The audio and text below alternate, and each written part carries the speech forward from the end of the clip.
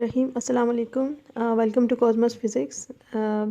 Video start करने से पहले एक छोटी सी रिक्वेस्ट, अगर आप हमारे चैनल पर नए हैं तो प्लीज़ इस चैनल को सब्सक्राइब कर दीजिए फॉर मोर फिज़िक्स, और बेल के आइकन को भी टच कर दीजिए ताकि आपको आइंदा आने वाली जो नोटिफिकेशंस हैं वो बर वक्त मिल जाए।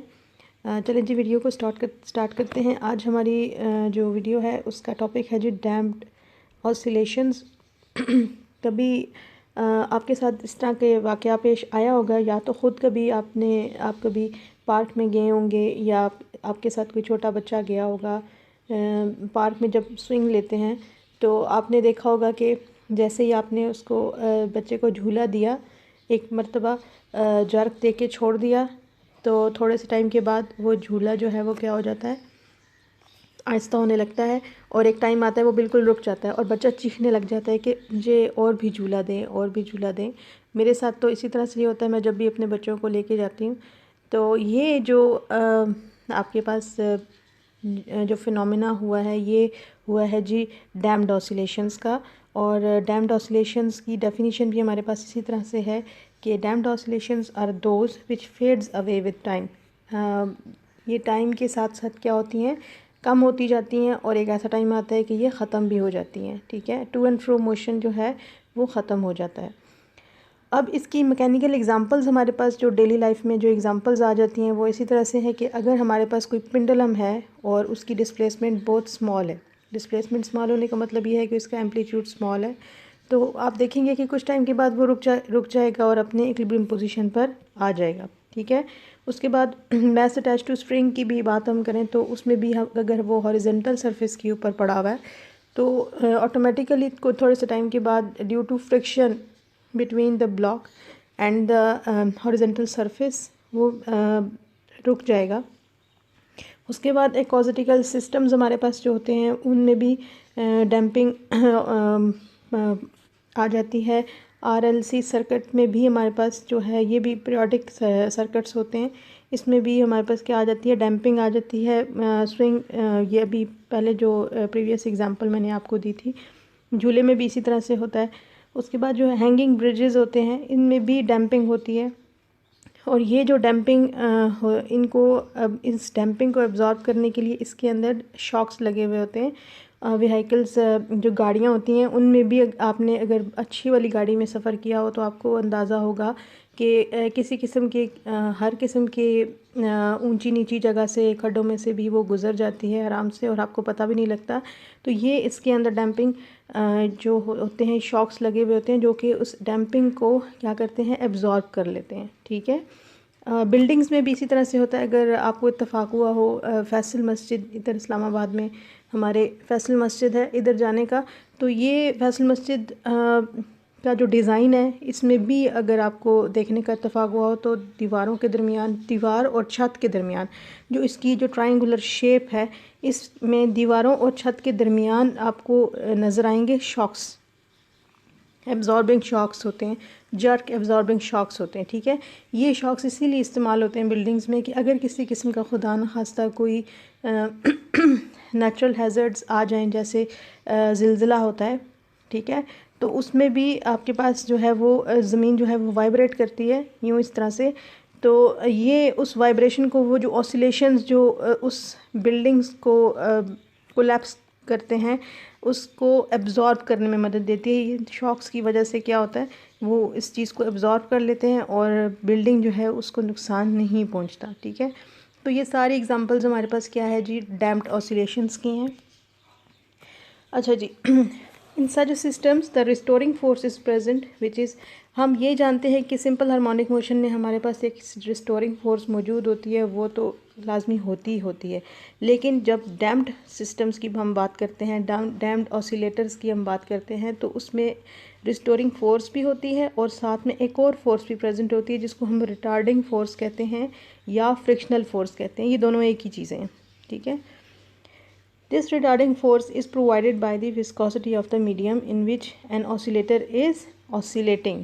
वो एयर भी हो सकती है, वो वाटर भी हो सकता है, वो किसी किस्म का कोई भी मीडियम हो सकता है।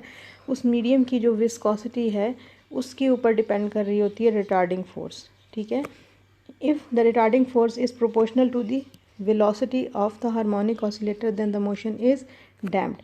तो ये इक्वेशन आपके पास क्या है जी, ये रिटार्डिंग फोर्स की है इक्वेशन। इसके अंदर बी जो है वो क्या है, retarding coefficient. Balance of the forces for damped harmonic oscillator according to Newton second law of motion. हमारे पास जो इक्वेशन बनती है Newton second law of motion के अकॉर्डिंग, जब हम फोर्सेस को बैलेंस करते हैं बॉडी के ऊपर, तो वो आपके पास एक तो रिस्टोरिंग फोर्स भी बनेगी, एक रिटार्डिंग फोर्स बनेगी, और एक साथ में हमारे पास जो नॉर्मल फोर्स जो हमने अप्लाई की है उसके ऊपर, ठीक है, ड्रिवन फोर्स इसको बोलेंगे, ठीक है, जिसकी वजह से आपने ऑब्जेक्ट को ऑसिलेट करने पर मजबूर कर दिया, ठीक है, एक्सटर्नल फोर्स। इसके बाद फिर हम क्या करेंगे कि इसमें जो v है उसको हम dx/dt लिख सकते हैं, एक्सेलरेशन को भी हम d²x/dt² लिख सकते हैं। उसके बाद फिर ये कुछ भी नहीं हुआ, ये सिर्फ और सिर्फ जस्ट शिफ्टिंग हुई है, और उसमें हमारे पास ये एक k/m की जगह हम लोगों ने यहाँ पर क्या लिख दिया है, ω0² को लिख दिया है। ω0 हमारे पास क्या होता है जी, नेचुरल फ्रीक्वेंसी होती है। अब ये जो इक्वेशन यहाँ पे दी गई है ये वाली, इसको सॉल्व करने के लिए बहुत लंबी चौड़ी मैथमेटिक्स है जो कि हम यहाँ पे डिस्कस नहीं करने वाले, ठीक है।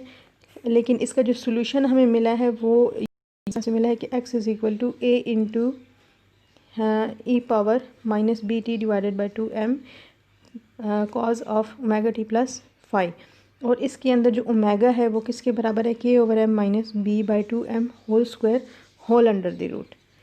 और ये जो यहाँ पर k/m है इसको हम ω0² लिखेंगे। ये आपके पास क्या है, नेचुरल फ्रिक्वेंसी है हार्मोनिक ऑसिलेटर की, ठीक है।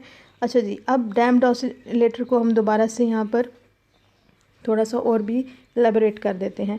इन द फिगर, अभी हम की तरफ जा रहे हैं। In the figure we plot the position as a function of time for each object oscillating in the presence of retarding force.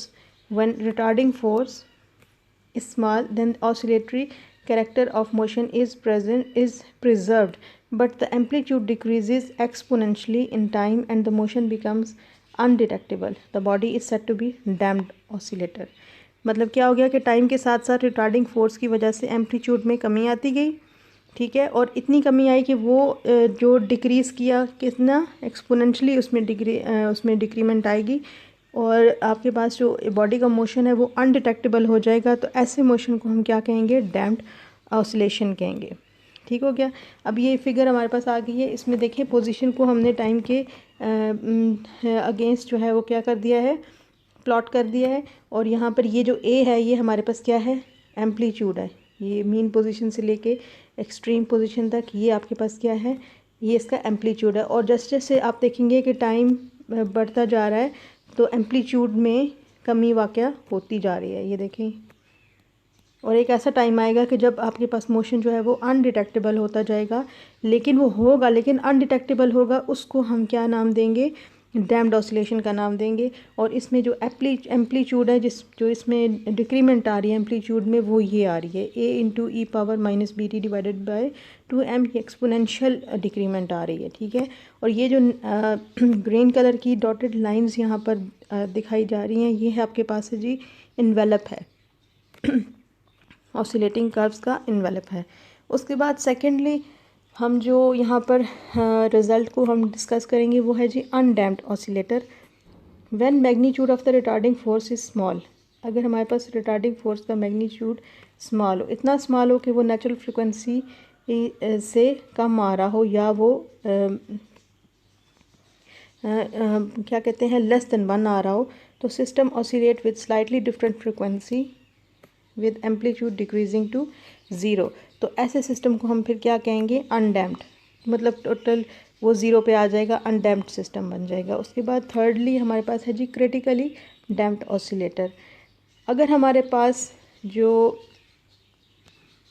ये आपके पास इसको हम क्या कहेंगे कि ये रिटार्डिंग फोर्स का जो मैग्नीट्यूड है b/2m, ये अगर आपके पास नेचुरल फ्रिक्वेंसी के इक्वल आ गया है तो system does not oscillate and return to its equilibrium position as quickly as possible. तो उस वक्त आपके पास क्या हो जाएगा कि सिस्टम ऑसिलेट करेगा ही नहीं, और वो जितना जल्दी हो सका उससे वो अपनी इक्विलिब्रियम पोजीशन पर वापस आ जाएगा। उसके बाद फोर्थली हमारे पास जो रिज़ल्ट है वो है जी ओवर डैम्प्ड, मतलब डैम्प्ड से भी ऊपर। If retarding force is large, medium is so fix viscous, अगर हमारे पास मीडियम बहुत ही विस्कस है, ठीक है, तो उस वक्त रिटार्डिंग फोर्स जो ये अप्लाई करेगा बॉडी के ऊपर, ऑसिलेटिंग बॉडी के ऊपर, तो वो बहुत ज़्यादा होगी, उसकी नेचुरल फ्रिक्वेंसी से एक्सीड कर जाएगी। तब हम कहेंगे कि सिस्टम आपके पास क्या है, ओवर डैम्प्ड है। ठीक है, आई होप सो कि आपको ये टॉपिक अच्छे से समझ आ चुका होगा। थैंक्स फॉर वॉचिंग एंड अगली वीडियो तक के लिए अल्लाह हाफिज़।